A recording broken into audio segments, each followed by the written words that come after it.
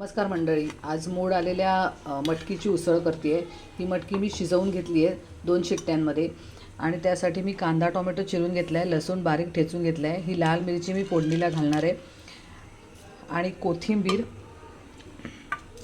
आणि खोबरं असं मी चिरून ठेवलेलं आहे. तर चला फोडणीची तयारी करू. फोडणीसाठी मी तेल तापत ठेवलं आहे, यात मी आता राई घालणार आहे.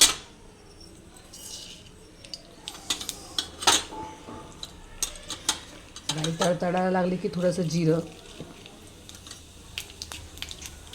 फोडणी छान तडतडते. मी गॅस बारीक केला आहे आणि आता हिंग घालणार आहे.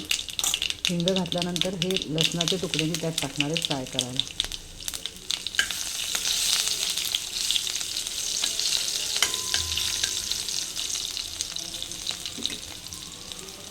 आणि त्याचबरोबर हे मिरची, सुकी मिरची आहे लाल, ही पण मी फोडणीत टाकणार आहे.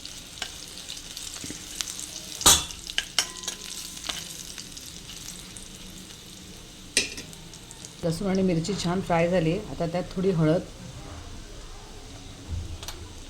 थोडंसं लाल तिखट आणि हे कांदा टोमॅटोचे तुकडे मी त्यात टाकणार.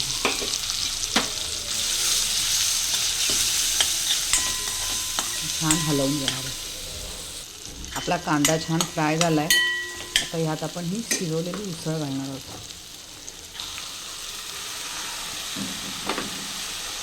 छानपैकी हलवून घ्यायचं.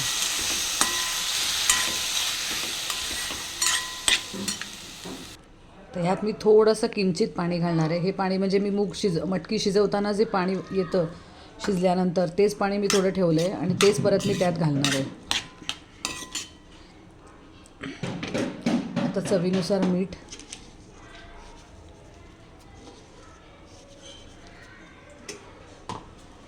थोडासा गरम मसाला आणि हा गूळ घालणार आहे जरासा. परत एकदा छान हलवून घेणार आहे.